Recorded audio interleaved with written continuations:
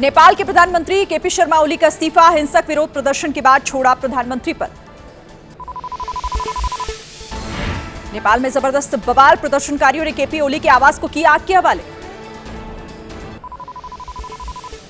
संसद में घुसे प्रदर्शनकारियों ने संसद में आग लगाई, संसद के बाहर भी बड़ी संख्या में प्रदर्शनकारियों का जमावड़ा। नेपाल के पूर्व पीएम शेर बहादुर देउबा को किया गया रेस्क्यू, सुरक्षा बलों ने सुरक्षित घर से बाहर निकाला, प्रदर्शनकारियों ने आवास पर हमला किया था। नेपाल के ऊर्जा मंत्री दीपक खड़का के घर पर भी तोड़फोड़ की गई, प्रदर्शनकारियों ने आगजनी की, लूटपाट करके हवा में उछाले नोट।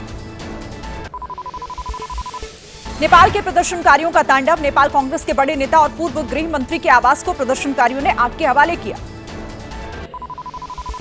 नेपाल में प्रदर्शनकारियों ने विदेश मंत्री के घर को किया आग के हवाले, लखीमपुर से सटे हुए धनगढ़ी में मौजूद आवास में आग लगाई।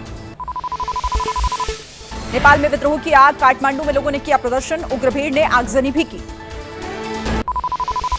प्रदर्शनकारियों ने पुलिस पर पत्थर बरसाए, गाड़ियों में तोड़फोड़ की, लगातार आक्रामक हुई उग्र भीड़।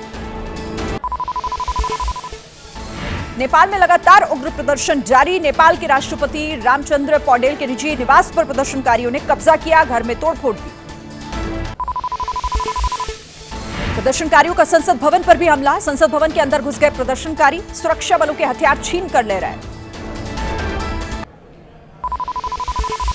नेपाल कोशी विधानसभा पर प्रदर्शनकारियों ने किया हमला, विधानसभा में आग लगाई, पूरे परिसर में छाया धुएं का गुबार। नेपाल के वित्त मंत्री विष्णु प्रसाद पौडेल को प्रदर्शनकारियों ने सड़क पर दौड़ाया, वित्त मंत्री को घेरा कर पीटा।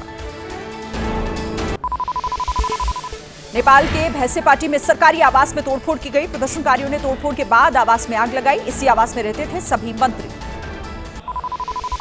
नेपाल के जनकपुर में भी भारी हंगामा, प्रदर्शनकारियों ने सीएम आवास, पार्टी ऑफिस समेत कई सरकारी बिल्डिंग्स को निशाना बनाया।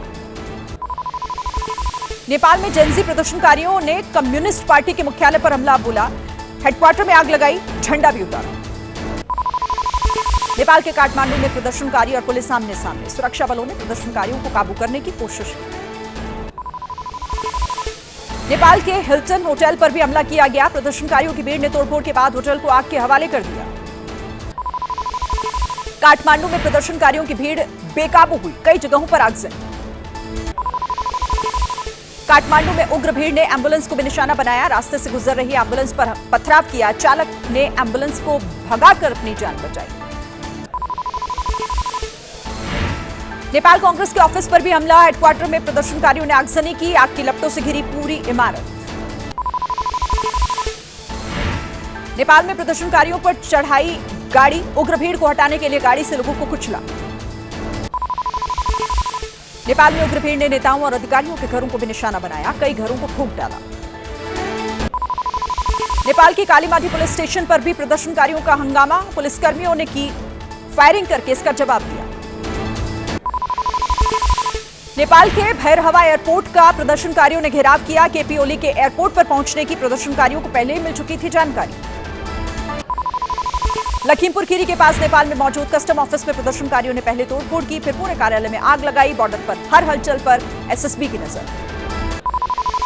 नेपाल का काठमांडू इंटरनेशनल एयरपोर्ट हुआ बंद, हवाई अड्डे पर कई हेलीकॉप्टर मौजूद, एयरपोर्ट पर पसरा सन्नाटा। नेपाल में केपी शर्मा ओली के आवास में आग लगाने के बाद प्रदर्शनकारियों ने जश्न मनाया, कई प्रदर्शनकारी झूमते हुए गाते हुए दिखे। दिल्ली में नेपाली दूतावास के बाहर कड़ी की गई सुरक्षा, भारत में पढ़ रहे नेपाली छात्रों ने प्रदर्शन के लिए मांगी थी अनुमति, दिल्ली पुलिस ने परमिशन देने से इनकार कर दिया।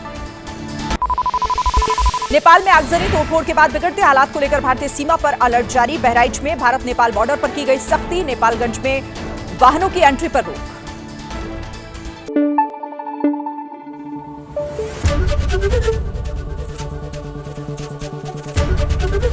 एबीपी न्यूज आपको रखे आगे।